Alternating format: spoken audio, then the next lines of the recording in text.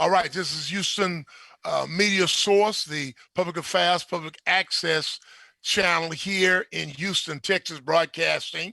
The Houston Media Source has been broadcasting over 30 years in the Houston area, sharing information, the latest events, activities, what's going on. Of course, we are now Zooming live, have been for the last almost 2 years. And we are thoroughly honored tonight. I'm honored tonight. I'm your host.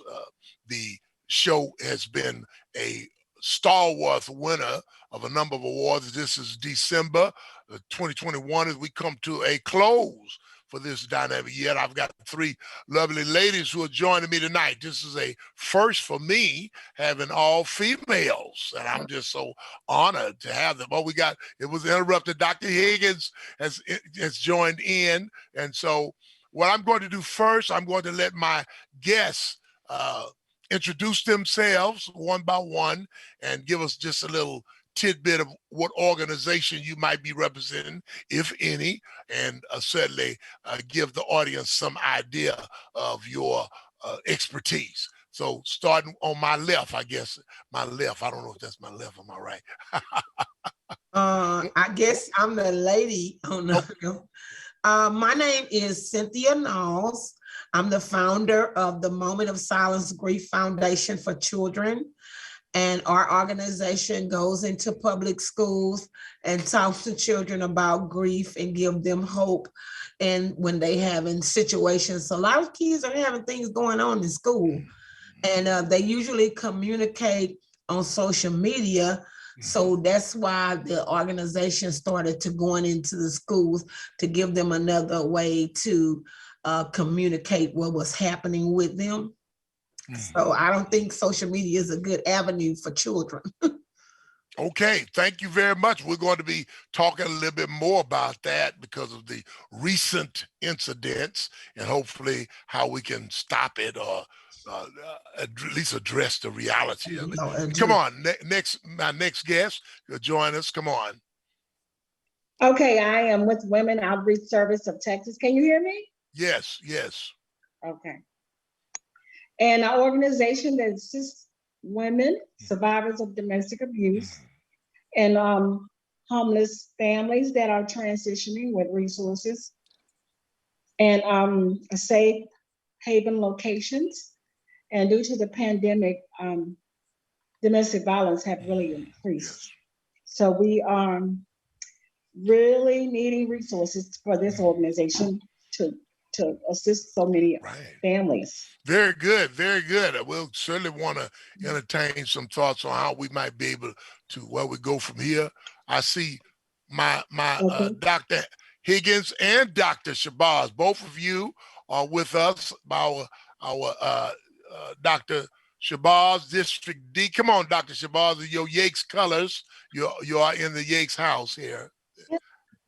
I didn't even introduce. My name is Teresa Hamilton. Did I introduce myself? Okay, you heard me already. Teresa Hamilton, and I am the CEO of the organization. Domestic violence, right? Okay. Okay, very good. Yes, sir. All right, Dr. Shabazz, let me hear from you, Dr. Shabazz. Well, good evening, Dr. Gilmore. It's always a pleasure to come and share whatever I can. But I glean so much from your guests because they are always subject matter experts, so to speak. And I certainly appreciate hearing from others. But I am the council member for District D, what I call the District of Destination. And I'm certainly very honored to be in this position. And I just, really want to hear what our topic is today to see if I can contribute and certainly hear again and see what I can learn from others. And so Thank you so very much for inviting me. Yeah, Yes, I am. always. Proud Jack Yates Third Ward graduate. So That's what I'm talking about. That's what I'm talking about. Don't keep it real now.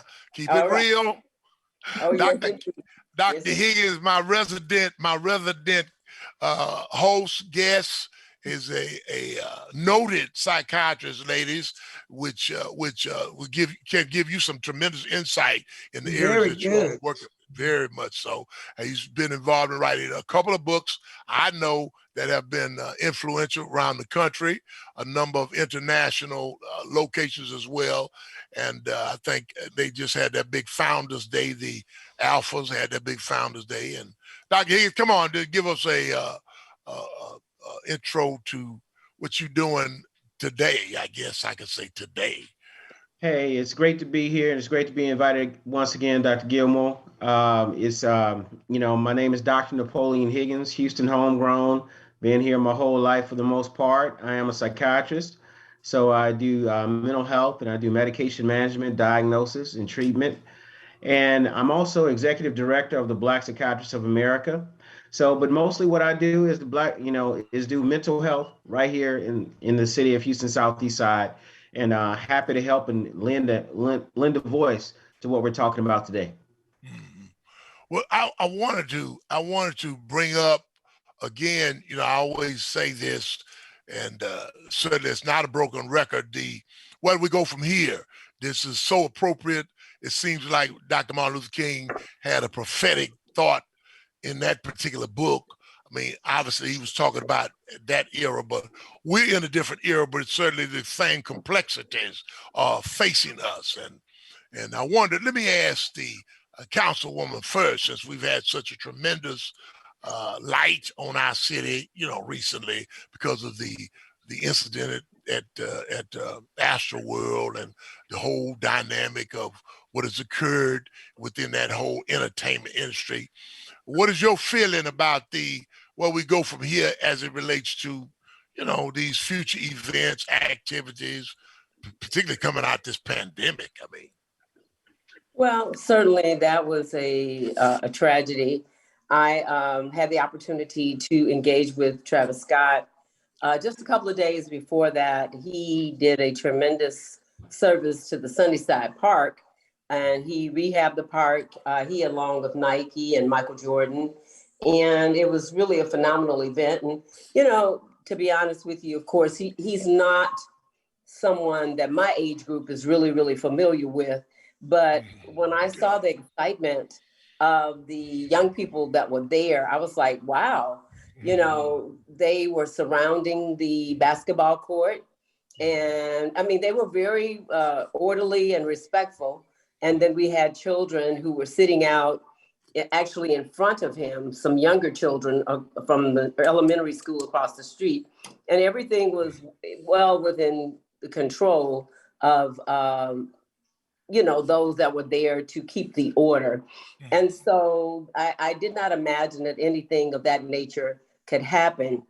But of course, this was a much larger crowd.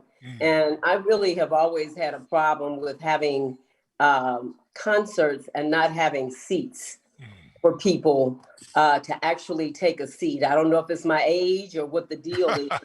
Yeah, because I don't want to stand up a whole concert. But I think the safety factor as well for people to be able to sit down and have a seat, because that way people can't push past the seat. And so those are things that we're to look at to say, well, we need to stop having concerts where people are not ticketed and where they can actually have a seat. And then you have to be mindful too of the general admission piece, because sometimes people come in and they're running, trying to get to a seat. So we have to, look at all of these things to try to prevent a tragedy such as this. And so, of course, there was some problems. And of course, we can all, after the event, be armchair quarterbacks, as they say, and you can come back and absolutely you can point out everything that was wrong and say, oh, everybody would have done it differently, right? But nobody basically was in the position to, to say that something like this was going to happen. And so it's just a tragedy, and we're going to have to look at it.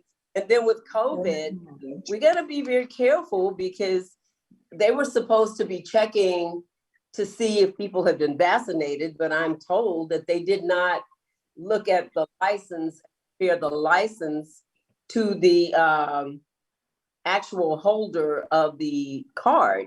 Oh, so, really? those are things, but you're always going to have people that are going to circumvent the rules and that Absolutely. But in this particular instance, they put other people's lives in danger. Yes. And hopefully they are examining themselves, because we can say that the city should have done this, the county should have done that, the police should have done this, but everybody there knows very well that they should have not have run those gates. Absolutely. And they should not have pushed people They to just took over. brink of death. So somebody has something to account for, whether they want to accept it or not. Yes. You were there and you participated in that unlawful activity and you pushed people to the point that they died, then, God, because you really need to ask for forgiveness. Amen. And examine yourself as to what part you played in the death of these young people. Absolutely. Thank you. Interesting thought. I think that Dr. Higgins and I were involved in a conversation. And what's your thought now, Dr. Higgins, as a couple of weeks have transpired and all of the conspiracy theorists have come out? What's your thought on that now, Dr. Higgins? Yeah, well, I would say it's an unfortunate, tragic accident that hopefully they'll get to the bottom of what actually happened, who was involved, what was done wrong, and what we can correct in the future. The fact is that this is not the first time that people have died at concerts of this sort. So there are a lot of factors to look at. I just find it quite odd that of concerts, this one is being blamed on the artist. When you had not seen this being done in this sort before, so the fact is that he cannot control how many tickets are sold, so far as how they were sold, how they were checked at the gate being down, the lack of security, people not being licensed who are supposed to be licensed to do a job. Houston Fire Department, Houston Police Department, and for an artist who does, who's performed on stage, really, you can't see or hear very well on that stage. Right. So you're seeing a bunch of lights, you got monitors pointed at you, you got monitors in your ear, and literally a person can walk up next to you and you literally cannot hear them. So the thought that he was supposed to command all of that as the artist from the stage, it's like me going to a building, say you go into a church to preach and the place falls to pieces around you. Now you're the invited speaker and the place fell down, and then we blame the actual speaker. And that's what I find very odd about this and where the blame is being placed with this particular event. But the fact is that the whole thing is just tragic. Of course, we, as Dr. Shabazz had just spoken, we can always armchair quarterback it on the next day, but this all unfolded all at one time. And so I would just like to, my thought about Travis Scott, as far as I know, and I've heard, he's a really good guy, really good kid. He's not Illuminati. He's not a devil worshiper. He's a musician trying to make money and entertain the crowd like so many other entertainers. Yes. So the fact is that, say, for example, the Batman movie where the kids shot up the movie theater. Nobody is blaming the Batman franchise for somebody doing something wrong. Absolutely. But it's mighty odd that they're blaming him for this. And what I would say is that we really need to get to answers on what all went wrong, careful analysis to prevent these type of tragedies from happening again, because sadly they happened before. Yeah. Go. I see your hand up. Come on.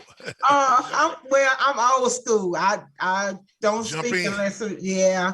I'm sorry. What I wanted to say was, where are the age groups divided? I mean, when I was going to a concert, my parents said I had to graduate high school first. before you could go. And they had 9-year-old children at a Travis Scott concert. And I'm just, it's just, I've been dealing with the schools. And it's just ridiculous. Now they expect school teachers to be school counselors. And Mr. Higgins, I would really like to talk to you because it is no mental health resources in the school. And that needs to be said. Well, let me jump in there, because obviously we've just had a recent situation where the I forgot the school district, but the children were shot, killed, and the mother and father were arrested. Included in that. So I need for you to say something about that as it relates to, is this where we going next in terms of what happened? I mean, I'm scratching my head because it all goes back to the guns, and a gun don't shoot itself. Right. A gun don't grow feet and walk to a school or walk to wherever it's shot at, and so we got to also look at that. We have gun laws in Texas like it's still the Wild Wild West. Ms. Hamilton, you was supposed to say something about this. Come on, Ms. Hamilton.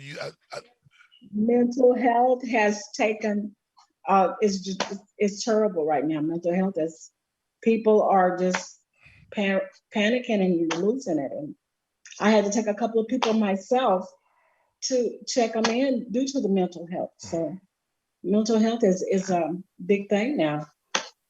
The doctors are saying that so many people are coming in due to even in your work in terms of this domestic violence, there's been a significant increase over the past.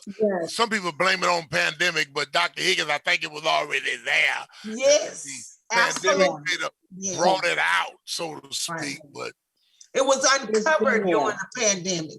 Like if you have a storm or a hurricane, it's uncovered. You mean the feelings were uncovered? Absolutely. Yeah. Plus, plus before you say something, Dr. Higgins, Dr. Shabazz, you have retired from the educational arena, but you're deeply involved. I mean, there's been a tremendous change in our young people as it relates to how parents can even deal with them. I mean, there's no more paddling. That's been banned. I don't know if you was involved in that, but they took out no corporal punishment. It's anger management now. What? It's anger management now. They don't do the timeout. They don't. No, they do anger management and social educational learning. That's what they're doing. Okay. Well, back in the day, when you and I were in school, most of our teachers looked like us. And that's another thing. They were able to better control the class, but at the same time, they were able to discipline.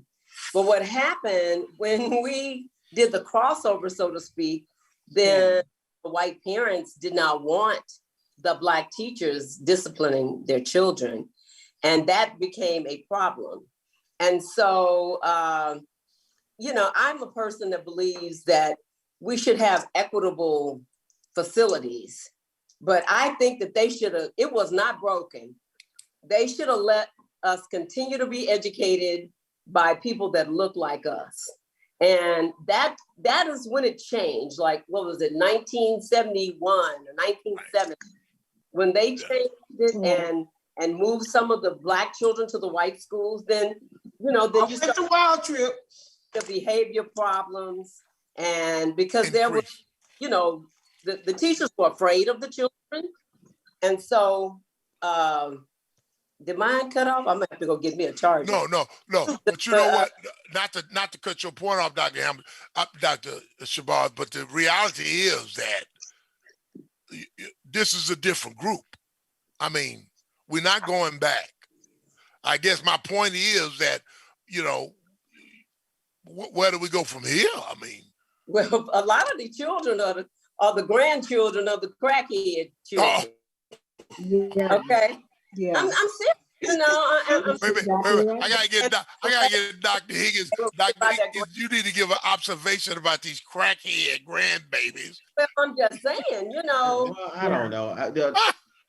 the children of the crackhead children, so they're crackhead grandchildren, you know. Yes. But at any rate, you know, and then being raised by grandparents, Yeah.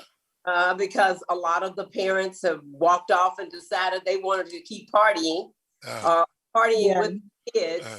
You know, it just changed. You know, I really feel badly for the generation now because. But can we say going into 2022? That's deep. It's just, you know, every time I think about that, now we're in 2022. I got a 6-month-old grandbaby. I look at him all the time, and an 18-month-old grandson. I look at him like, even them, I see them as being, you know, why you gonna deal with them? Higgins, I mean, give me some kind of psychological thought in terms of how do we deal with this new group? Well, we got to realize, as stated, they're going to be different than anything that we've seen before. You know, this new group has come up through this pandemic. It's impacting their minds. They're going to see the world differently. Social media is so heavy and thick, and the ability for the world to contact them and for them to see the world. All of these things have changed things. So, you know, my family is from the country. So essentially we grew up with guns. There was a gun at every door because you may use it to go shoot something to eat, you know, but people weren't pulling out guns to go shoot folk at the school. But because things have changed, now you got to lock your guns up. This is a different set of people. This is a different set of generation and how they see the world and how they think things should be. So we have to adapt to what we see, and we cannot use our old ways to deal with some of these things that are going on actually today. And when it comes to that, you know, I wouldn't call it all so much crack babies and crack grandbabies.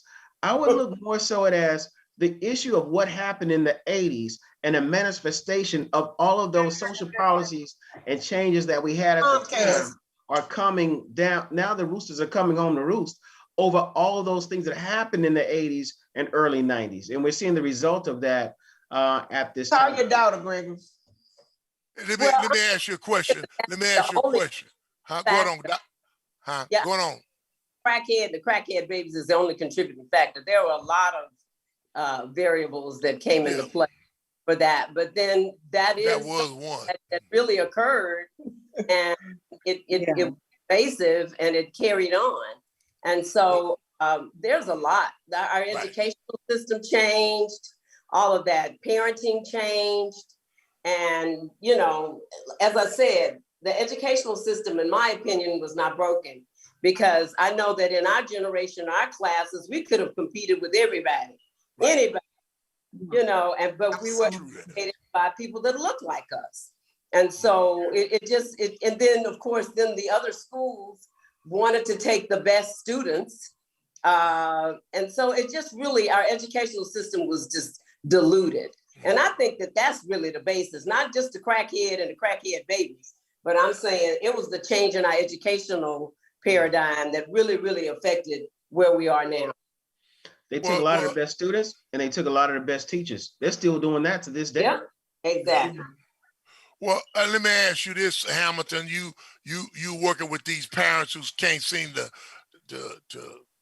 you know, live harmoniously. Are you seeing that throughout the structure of the cases that you are dealing with, the domestic violence? It's because it's not just parents, it's parents and kids, right? Right. It's parents and kids, but the thing of it is, it's a cycle. It's the kids are abusing each other. It's just a cycle. It's just repeating itself.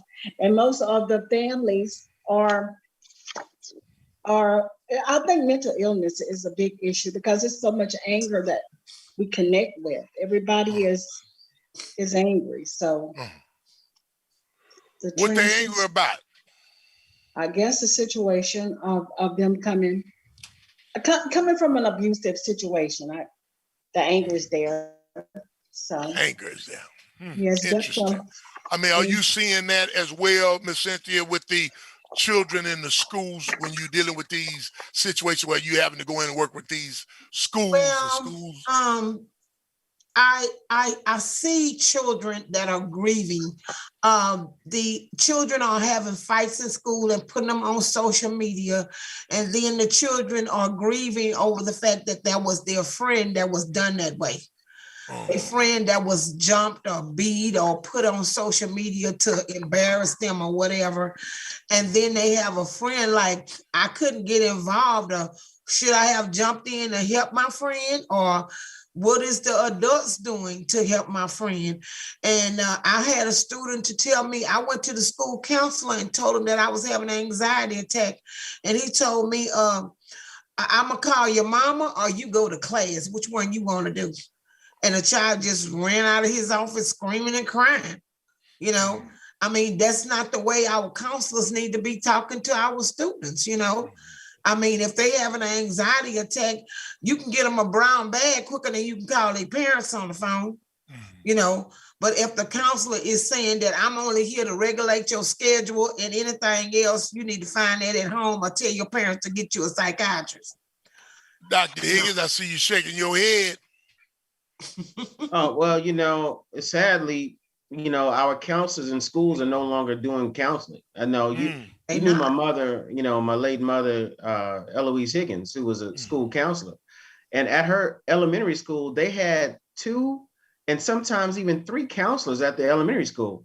You've got schools now that don't have a full-time counselor, and none of them are doing mostly counseling, you know. Well, are you saying administratively your mother was doing actual counseling? She wasn't just, she was in the era like Dr. Shabazz was saying where it was old school? Yeah. You were doing the actual counseling. And then towards the end of her career, she's like, they're pulling me more and more into the classroom. I'm administering tests, collecting stuff, data, paperwork. Absolutely. And it became an issue of, I'm not doing counseling anymore. And these kids need counseling. They need counseling. And every school does not have a school nurse. You know, I've been the school nurse and I'm a nurse's aide, okay?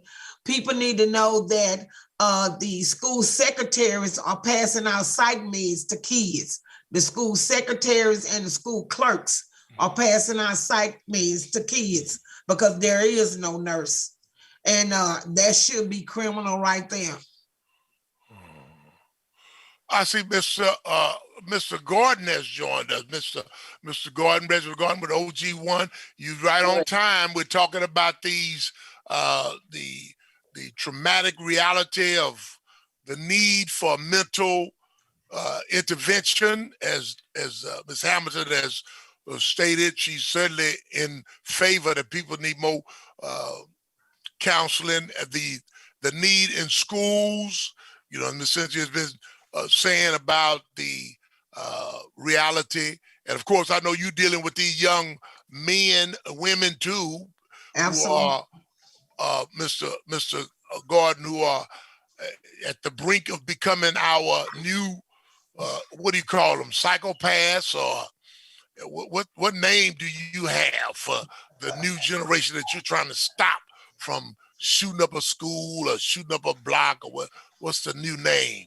You know, I say, you know, first of all, thanks again, brother, for having me on the show. I'm proud to be here, and you're saying, and I'm gonna go back and start by saying, you know, by me being on the ground dealing with young people for the last 35 years, I've seen a generational change in our youth and our community. You know, even from the lifestyle of the culture,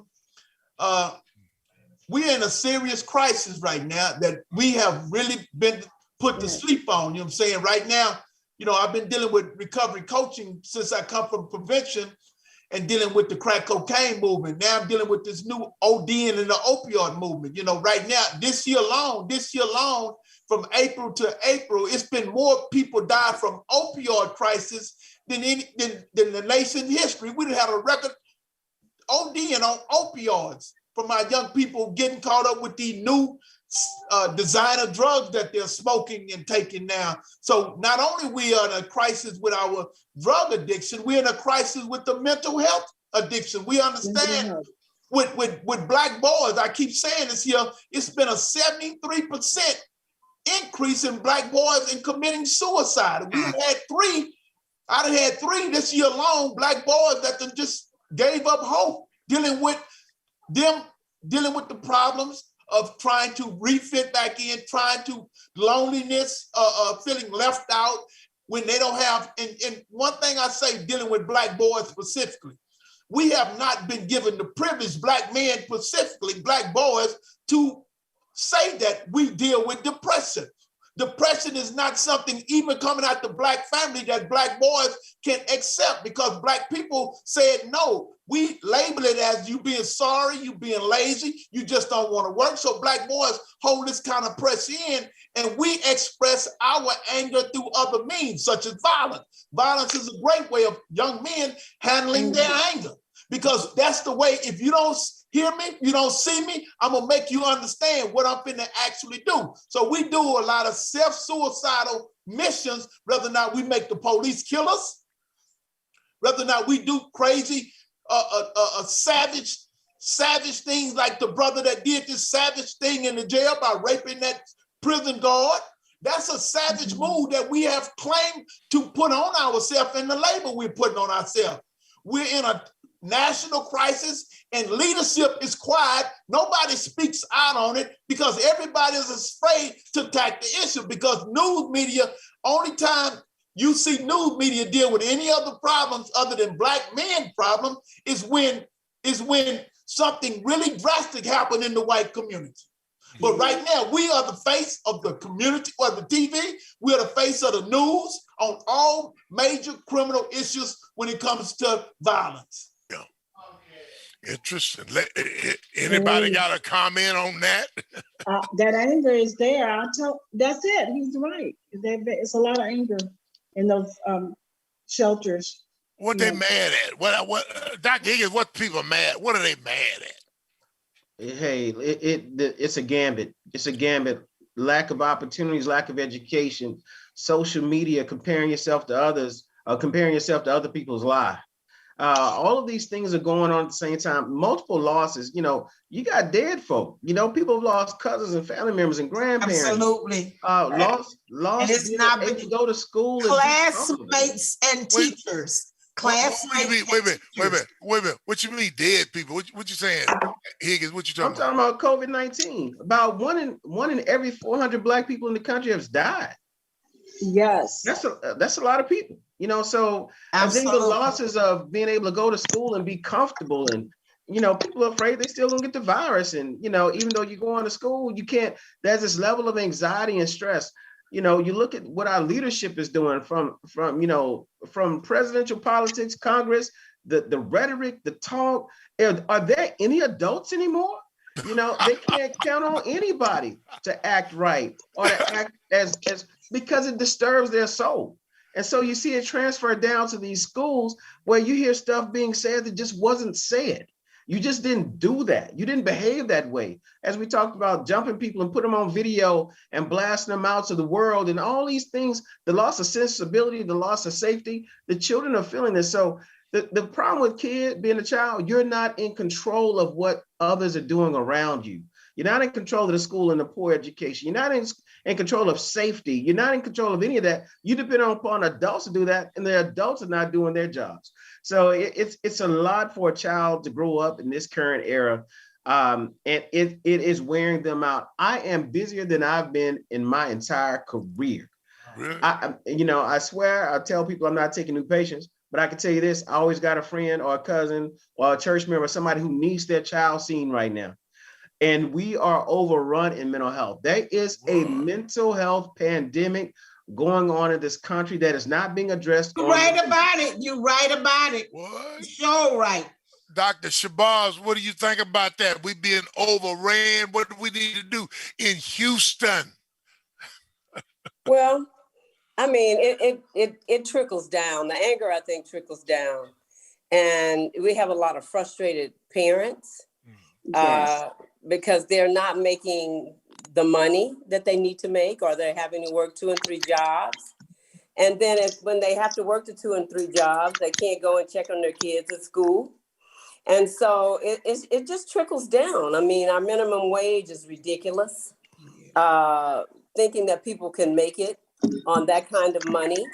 And then it's just a broken system, to be honest with you.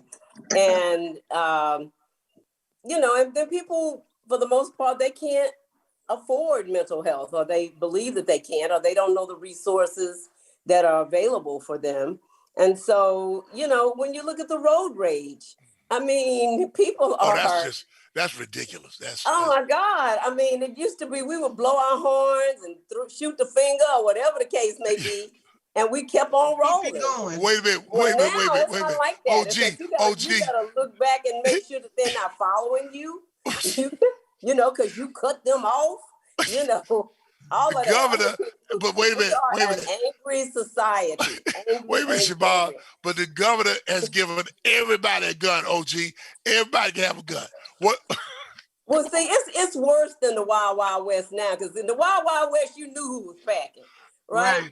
Because Matt Dillon had it on his hip. You can see it. And so right now, we don't know who's packing, right? And we just know that it could be a very angry person, or a person that's just upset because they think you what's the new word? They dissed you. And so it's worth killing somebody. But is that disrespected? I guess, OG, I'm just confused because the governor gave everybody a gun. Well, Doc, just like Dr. Shabazz said, we have allowed ourselves to get caught up in a system where we know what the culture of music that we've allowed our children in the Black community, the culture and what we done allowed our children to sing, get along with and say. Not only the lifestyle that they live by, sagging their pants, we have been quiet for too long by not standing up and putting our children in place. Now that they call themselves savages, they're acting like that in their public. Yeah. And we see and we don't know how to deal with it no more. And our children, not only they're tired of robbing folks in the hood, they're following you to the Woodlands now. They're following you to the Galleria now. They're coming out of the neighborhood. I'm gonna be honest. I said this. Higgins know what I said this the last time we was talking with a group of people. I was surprised that all the people that got ran over at the Travis Scott was white people. Yeah, except for the little boy. The little boy was with his daddy. Right. But the rest, they was mostly white. People flew in. It's a certain culture out here. Yeah. You understand what I'm saying? OG, it's a certain culture, Dr. Higgins. Right, yeah. You understand what I'm saying? Well, the thing is that this culture of what is said and what is allowed to be said, and you listen to the music, you listen to the last president, you listen to our senators. You got congressional people out there making videos or having videos they're spreading with them killing women, and killing the president. Yeah, and people are not upset about it. They're like cheering them on with this. There's been a breaking down of just societal rules and how we address and talk to one another. And you're seeing the stressors come out, and sadly, the more. Wait a minute. You said something that was in the point that OG brought up. I guess I'm thinking about it right now based on how you said it. Because when Martin Luther King wrote the book, Where Do We Go From Here, the thing was community or chaos. He knew we were dealing with certain groups of people who wanted to, keep us segregated, whatever the case was. But at the same time, this is a new era, but it's still in place with certain people. Right. Oh, yeah. Could these be Klan people who have taken the hood off?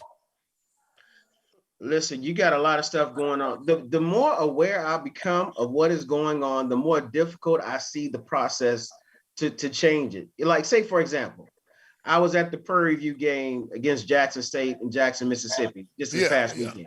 Right. And you're looking at gentrification is going on, redlining is happening. The ability for people to be educated and go to school is still going on from the 60s. So I would say it's not just the hood coming off, it's the system itself, and how to combat that and to do something about it makes it extremely difficult, and so often we need to be educated as a community on what's going on and how to actually fight against it. Education is going to be key. Education is going to be key to change your circumstances within one generation. But when you say education, let me clarify, because I want Miss Cynthia to say something relative to the education. If I'm not clear enough, this whole concept about critical race theory is they don't want people to be educated about the truth of the history of whatever. No, they're telling you that Black history is criminal. It's what? Criminal. That's what they're saying. I'm like, I mean, how much more of the hood you got to take off to tell a person that your history is criminal, that we don't want to know your history or why the situation is what it is. So when we start in 71, do we start in 71? Shabazz, Dr. Shabazz, do we start?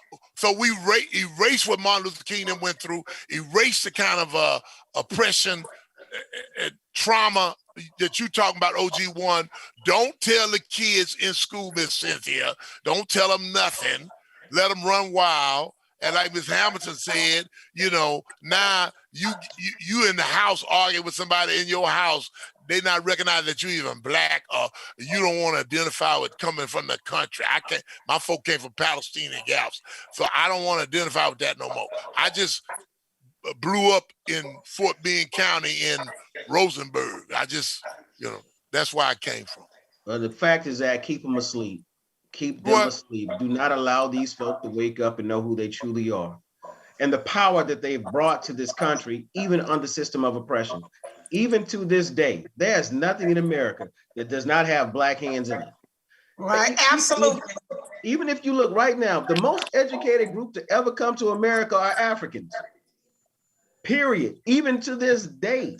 The thing that they stole people who were slow and dumb from a dark continent, they stole people who create nations. And that's what we do. And we're still creating a nation.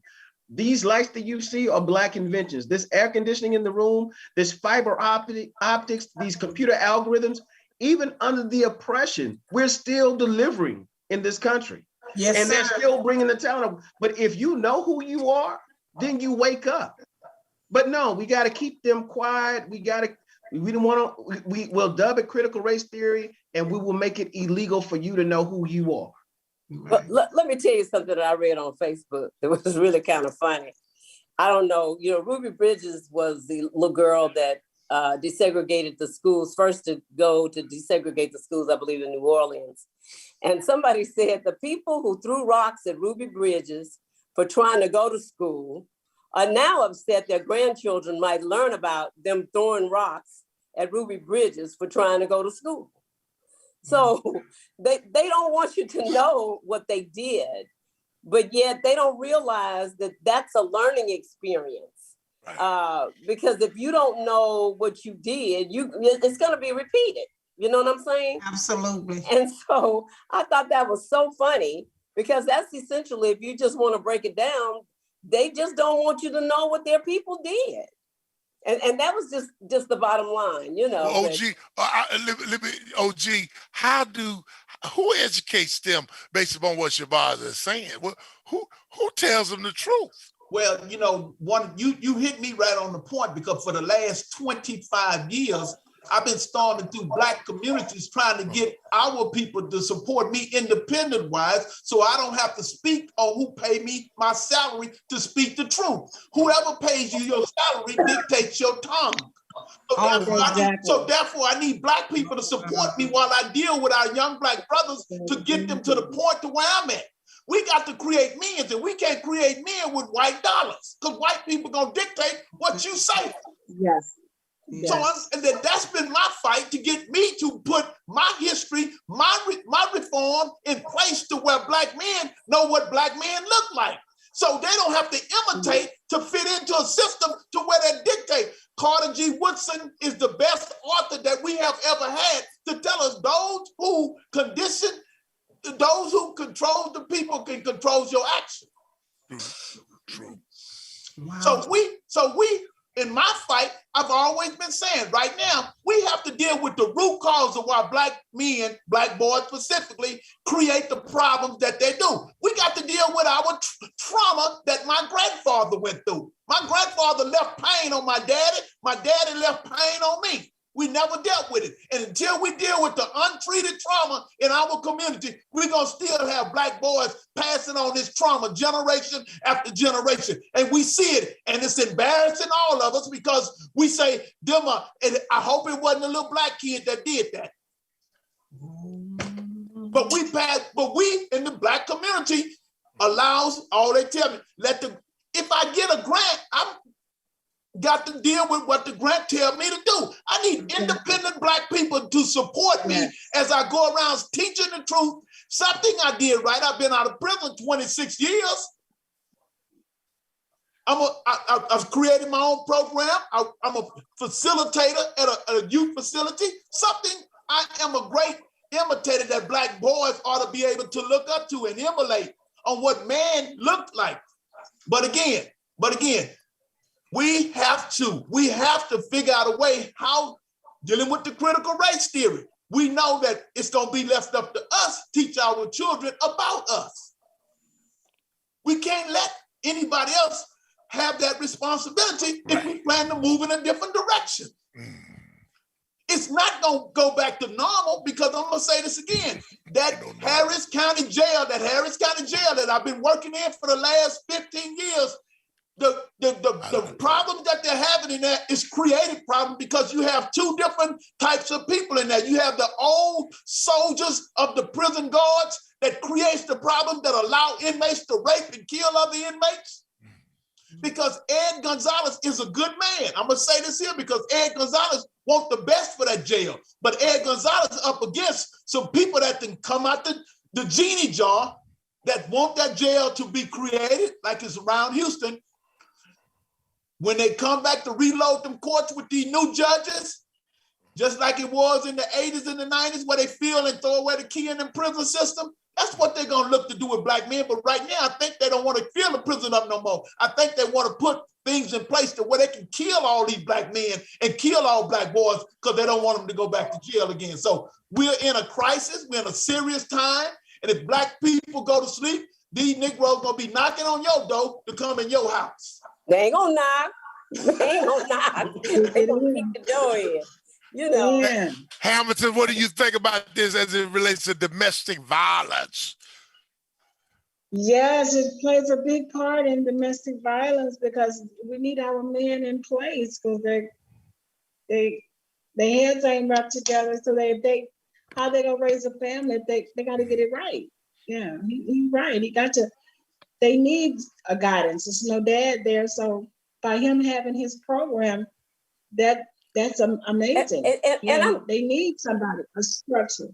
This was designed this way. Don't think that this is just something by circumstance. I mean, because you look at most families, women are able to sometimes get better jobs, and the men can't get the jobs. And then, it gets in a position where the woman say, well, I don't need you, and then gone, boom, they gone, all right? So we can't necessarily always blame the man for not being there. Sometimes he's beat down, okay? And he goes on. But then what happens, then the mothers, they raise their daughters and they love their sons, okay? Yeah. And by that, I had a conversation with a friend of mine today, and she's like, I don't know why he's acting that way, and I don't know why he's doing that. And then I said, well, do you ever give him a chance to make a decision? Do you ever give him a chance to even fall? Now, I don't mean if it's a dangerous situation, but we are women, we're trying to think for these young boys. And because we're trying to think for them, then they don't get the opportunity to think.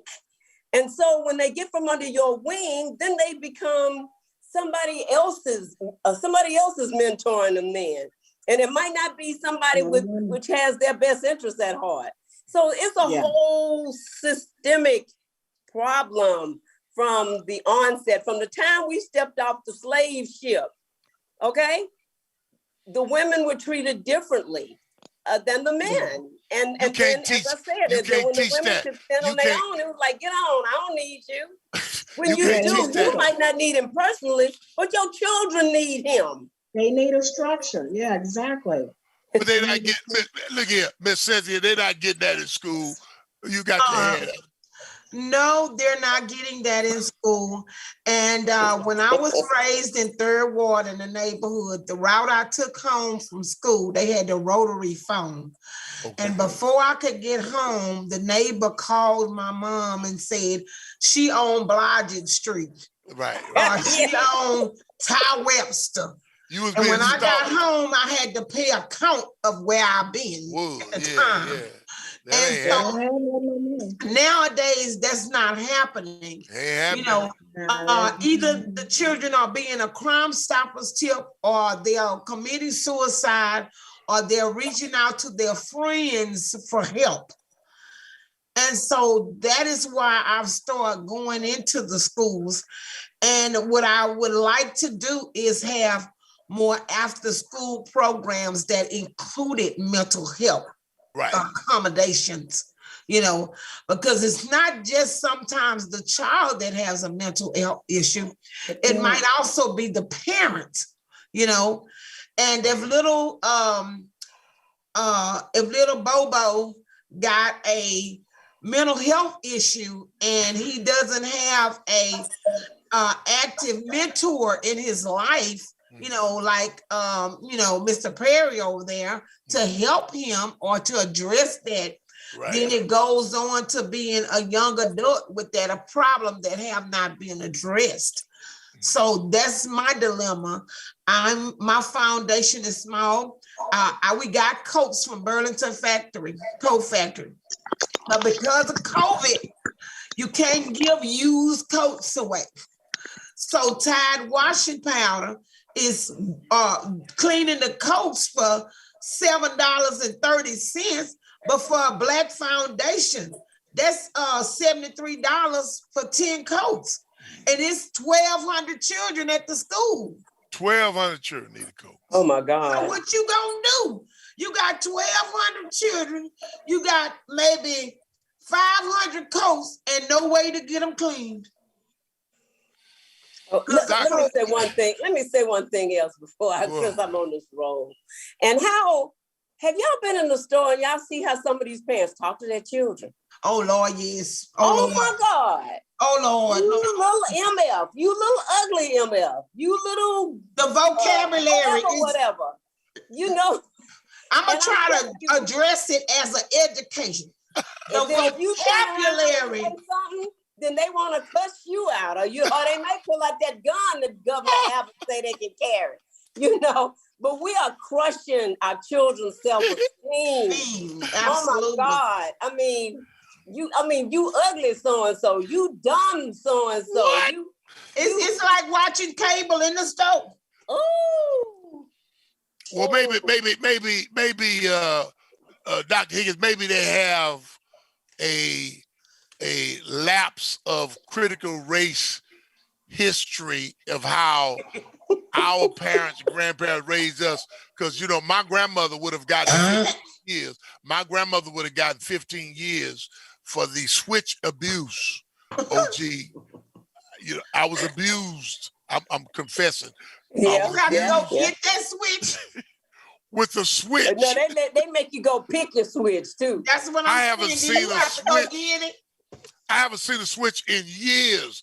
I think if you pulled out a switch, Dr. Higgins, there would be some charges.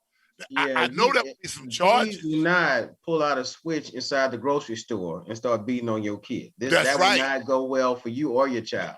That's right. That CPS worker has a whole lot of power.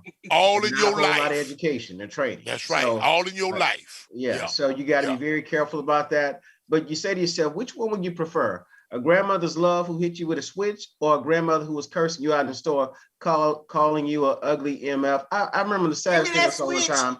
This young man was walking with his daughter in Macy's.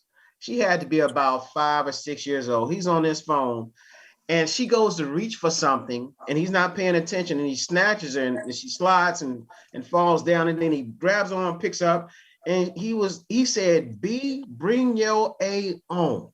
What? And this kid is like 5 years old. Imagine. And now I'm assuming this was her father. I don't know if it was an uncle or a cousin or brother, whoever it was. But I said to myself, what But kind it was a grown self-esteem does a child amen, right? have? Amen. And then you got to realize, now that was then, this was a few years ago. And then you're raising that child in the day of Cardi B, Megan Thee Stallion, and the images that they put on television. All right. Now, I'm not saying these are bad folk. I ain't gonna even say that there's not room for it in entertainment. But the fact is that if you're treated that way at home and you don't have those social constructs inside of your home, and then they show you these images, then you believe this is how you're supposed to be, especially with the mass amount of social media. Oh, You know, even as a doc, I'm gonna tell you right now, this whole I'm seeing on social media, sexy doctor. Like Sexy you are a doctors. professional with an MD, PhD, and here you are with your blouse out, skirt up. I'm like, what are we doing? But even the pressure is on you 50, 60 years old. Well, But you the know what pressure blew is me on. away was WAP. WAP. That blew me Hey, away. what you say? What you say, Javon? The WAP. I ain't gonna tell you. You know what WAP stand for, right? You know No. what WAP stand for? Go I look, don't know. look it up. The wet MP. Yeah, You have that, what's her name? Megan Thee Stallion. yeah. Y'all better get song- him. And that song was hit Almost blew me away. number one on the chart for a long time. Number one on the chart, talking about a wet blank P. Yeah, Okay. Oh yeah. Look at it, Cynthia. Cynthia, I gotta go. Google it. Google Listen, WAP. You all have been just amazing. Y'all have been just amazing. I see I'm for done. 2022, we got our hands full already. I hope that we are able to provide some access for all of you in terms of some resources. And Dr. Higgins, we certainly don't want to overload your practice. You just going to have to bring in some of them new interns. You know, you got a building. It's going to have to all be full. You got to have satellite offices, and hopefully OG can get some kind of a connection with the city and the state, because Lord knows we can't control no behaviors. We can't control it. So whether we in the jail or out the jail, I mean, at this stage, and Lord knows, I would say to Ms. Hamilton, you right, the mental illness is key for domestic violence. And then Yes. we don't want you to feel like it's not resources there. So hopefully the Houston media source will continue to provide access to public members like yourself, organizational leaders, community leaders, as I always like to say, and make sure that 2022 is a successful year for all of you. I want to say happy holidays in particular to all of you. And until we can meet again, it's a blessing. I've been your host tonight for the Houston Media Source, Public Affairs, Public Access. Thank you very much, Mr. Perla. I think we have concluded for tonight. It's a blessing. And Cynthia, look up WAP. You get the name. Look up WAP. WAP. I'm skirt. I'll see y'all next time. Thank you very much. Thank you.